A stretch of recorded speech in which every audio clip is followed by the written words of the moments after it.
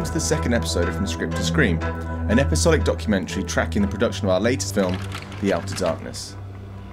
I think every time we start a new film project, it's easy to underestimate the amount of work needed to be completed even before pressing that record button. The pre-production stage is where many of the biggest decisions will be made that will affect your film, which is why, as a director, you need to have a clear vision for what you're trying to create. On the other hand, you want to be adaptable too, because whether it's props, makeup, casting or special effects, you'll hopefully be working with people who are just as creative as you are. And they might have any number of fantastic ideas that could take your film onto the next level, so it's worth listening and worth collaborating. My name's Charlotte and I'm the costume designer on The Outer Darkness. When working with Anthony and Ben, we kind of initially had talks and Skype chats and everything about the kind of characters they were wanting to achieve. And how we kind of worked was they would send me through images of the kind of look they would like for each individual character. When it came to sourcing the costumes of the film, every single person gets an email. Even we tend to sometimes turn to Facebook, has anyone got this, has anyone got that? Just to make sure that you get what you need within budget. We're big fans of practical makeup effects and have used them across most of our films in one way or another.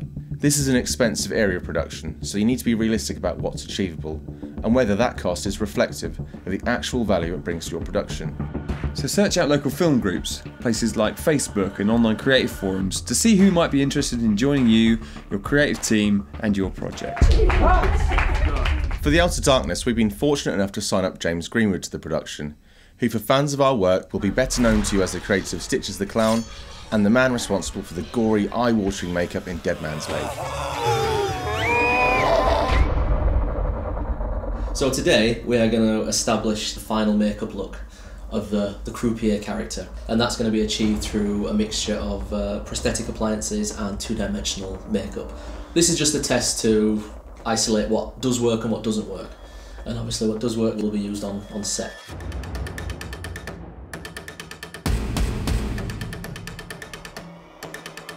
When working on a project such as this, the first thing that I do is read the script, listen to what the directors and the writer want, and from there take notes, do some really basic concept sketches of the particular character's look, and then through a dialogue and through a back and forth, getting feedback, you slowly begin to build an idea of the character in terms of like the look and even how it's going to move. So today has taught us a lot. We've found out what works, what doesn't work, particularly the cheek piece, I think is a success. This works really nicely. So I'm looking forward to seeing this on set, and together with the contact lenses from Real Eyes and the teeth courtesy of Fangs Effects, the whole makeup should look very evil indeed. All across the production, it's amazing to finally be seeing things coming together. From the major prop construction being designed by Roy Franklin, to the testing of practical stunts that are required to ensure we are as safe as possible on set with our actors. And talking of actors, let's not forget about one of the single most important and difficult parts of pre-production, casting your film.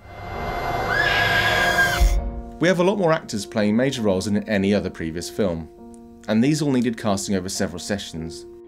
Auditions are always interesting and surprising, and it's important as a director you're given the opportunity to really focus on the actor's performance. We'd recommend taking at least one actor with you on the sessions to handle line reading duties. And on this particular occasion, we had the pleasure of working again with Robin Berry, who appeared as Suckerblood in our film of the same name, and in a non-makeup role as John Doe in Death Scenes.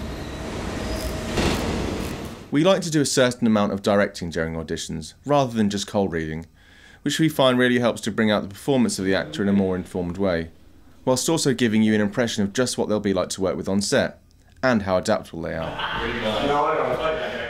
With the pre-production finishing line in sight now, we're deep into scheduling mode, working out just how we get our 16-page script completed within the limited time that we have. Scheduling is hugely important, and there's lots to consider, including the amount of camera setups, SFX makeup applications, prepping of stunts, and even the time it takes to feed your hungry crew. Horror films can be very intense to shoot, so it's important to give your actors time to recuperate so they can stay focused and deliver the performance you need from them. On the next episode of From Script to Scream, we'll be on set, so you'll be seeing everything in action and hearing from our cast and crew on what it's like to be finally consumed by the outer darkness. Speed. Slate 1, take 1. Action family, cue Jenny.